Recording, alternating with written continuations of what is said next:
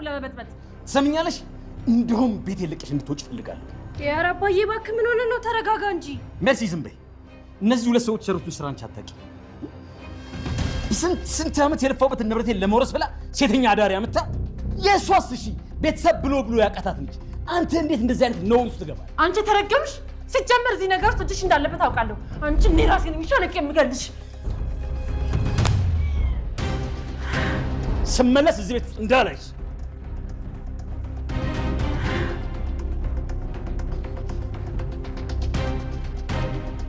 ቤት ውስጥ እንደማያስቀምጣት እርግጠኛ ነኝ። አንቺንስ የሚያስቀምጥሽ ይመስልሻል? ምን መኝ ግድ የሆነብኝ ቀን እውነታውን ለጋሽ ይነግራቸዋል። ምን አባሽ ነሽ አንቺ ማትረቢ? ስንቴ ነው የምነግርሽ? እንደፈለግሽ እጅሽን የምታነሽባት ሀብል እዚህ ቤት ውስጥ የለችም። ምንም የማይገባሽ ድንጋይ ነሽ። እሺ ድንጋይ። ስንት ጊዜ አሳመመኝ መሰለሽ? ይሄ እረፌ ግድ የለሽ የሚቀርብን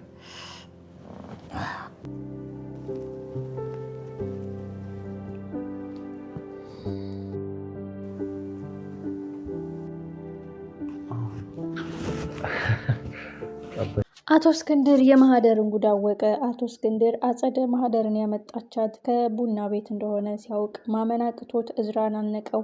ይህ ሁሉ መንስኤ የአንቺ ጥፋት ነው በማለት አጸደንም ከዚህ ቤት ትሄጃለሽ ወደምትሄጅበት፣ እኔ ሳልበድልሽ አንቺ ግን መቃብሬን ትቆፍሪያለሽ። እጅግ የሚያስጠላ ልብ ሰባሪ ስራ ነው የምትሰሪው። እኔ በወንድምሽ ላይ ምን አረኩሽ? ምን በደልኩሽ? ሳላጎልብሽ ሳልበድልሽ ምንም ይህን ያህል ጨከሽብኝ? እንግዲህ አጸደ በሚገባ በጥፊ አቶ እስክንድርን እጅ ቀምሳለች። እዝራ የነገም የዛሬም ሀሳቤ መነንና አጸደ ከዚህ ቤት መውጣት አለባቸው የሚለው ውሳኔ ነው።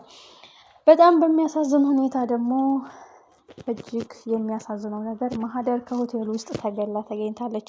ማን ገደላት? ይህ ሁሉ ሴራ የማህደር ግድያ ማን አለበት?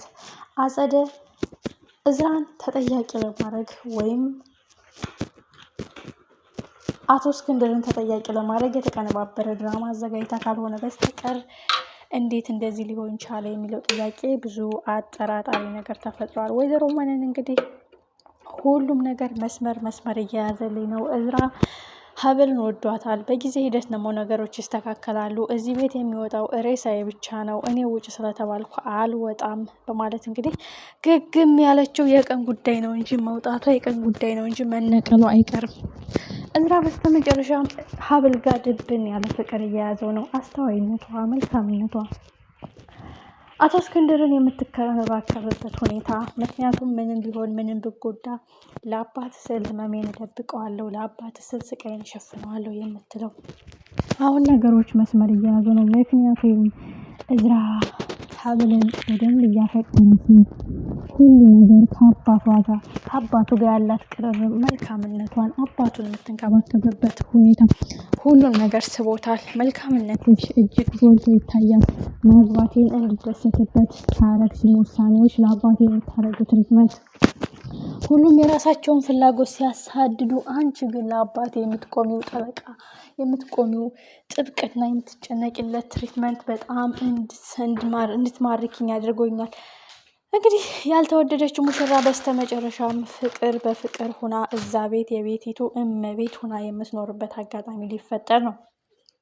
እዝራ እንግዲህ ወይዘሮ መነንም ማህደር የቡና ቤት ሰራተኛ እንደሆነች ማን ነገረች የሚለውን ነገር ወይዘሮ መነንም እንግዲህ እዝራና ሀብል እንዲጣሉ ስለምትፈልግ፣ ምክንያቱም ሀብል አሁን ከመነን እጅ እየወጣች ስለሆነ ማህደር ቡና ቤት ሰራተኛ እንደሆነች ሀብል ናት የነገረች በማለት እንግዲህ ማስመሰሏን ቀጥላለች። በፍጹም ሚስቴን አምናታለሁ፣ እንደዚህ አትልም፣ የለመደብሽ በር ላይ ተለጥፎ የመስማት አባዜሽ ነው የሚስጥር እንድሰራ ያደረገሽ። ቆይ አንቺ አባቴን ለመግደል ነው ወይስ ምን ለማድረግ ነው እንደዚህ የምታደርጊው? ብታስቢለትማ የሚያስጨንቀውና የሚያናድደውን ነገር ሰምተሽ እንዳልሰማሽ ዝም ማለት ትችይ ነበር በማለት መነን እመኝኝ የጊዜ ጉዳይ ነው እንጂ ከዚህ ቤት መንቅሬ ያወጣሻለሁ። እንዳክስቴ ነው አንቺ ፍላጎትሽ አባቴ ንብረቱን ለመቆጣጠር እና አባቴ ሞቶ ድርሻሽን ለመውሰድ ነው የሚታየው ግብግብ በማለት አስጠንቅቋታል። እንግዲህ ወይዘሮ መነን ተስፋ ያደረገችው እዝራ ሀብልን ስለወደዳት እንግዲህ በጊዜ ሂደት ካልሞትኩ በስተቀር ከዚህ ቤት አልወጣም የሚለው ተስፋ ነው ቅዠት ህልም የሆነባት።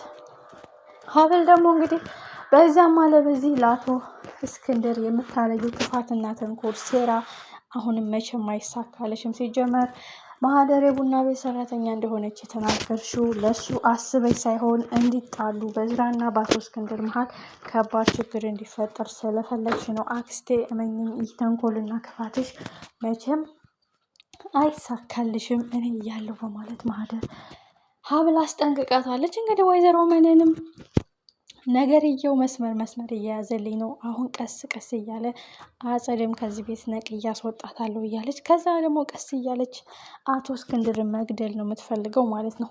በጣም የሚያሳዝነው እና ልብ የሚሰብረው ጉዳይ ግን እሷ እንደዚህ ክፋት ስታስብ ሀበል ለአቶ እስክንድር እጅጉን ትጨነቃለች። እድሜው እንዲረዝም ጤናው እንዲመለስ ነው የምትፈልገው። እዝራም የተንከባከባት ትኩረት የሰጣት ፍቅር እንዲይዘው ምኞት እያሳየ ያለው ከሀብል የዋህነትና አስተዋይነት መልካም ልበቀናነት በተነሳ ነው። ሲያዩት ያላማረ ሲበሉት ያቅራል ይባላል እና ሀብል ማለት የተረጋጋች አስተዋይ ብልሃተኛ ሁሉንም ነገር በትዕግስት የምታልፍ ብልጥ ልጅ እንደሆነች ያየነው። ክፋትና ተንኮል ከመነን ቢሰነዘርባትም እሷ ግን ለአቶ እስክንድር በማለት ሁሉንም ነገር ዋጥ አድርጋ ለመረጋጋት እየሞከረች ነው። ለውሸት የተጋባችው ትዳር ለውጤት በልጆች ተባርኮ የቤቱ እመቤት የምትሆንበት ቀን ሩቅ አይሆንም ማለት ነው። ሌላው ደስ የሚለው ነገር እንግዲህ አቶ እስክንድር ሀብልንም በጣም ወዷታል። በጣም ከልጆች ለይቼ አላይሽም፣ ሶስተኛ ልጅ ነኝ፣ የልጅ ሚስት ብትሆኝም ግን እንደ ሶስተኛ ልጅ ነው ማይሽ ለኔ። ስለዚህ ለልጅ ሚስት በመምረጤ አልተሳሳትኩም በማለት ሙገሳ ሲሰጣት አይተናል ማለት ነው።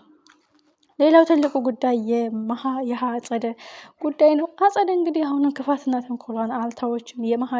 የሀብልን ቦርሳ በመክፈት እንግዲህ አይዲ ካርዷን በመውሰድ ሰፈሯን፣ አድራሿን፣ ውልደቷን፣ እድገቷን ለማጣራት እንግዲህ ለሰው ሰጥታለች። ይህ ማለት ማናት፣ ምንድናት፣ ከየት መጣች፣ ወዴት ናት የሚለውን ነገር ሁሉንም ዘክዝኮ እንዲያወጣላት ነው።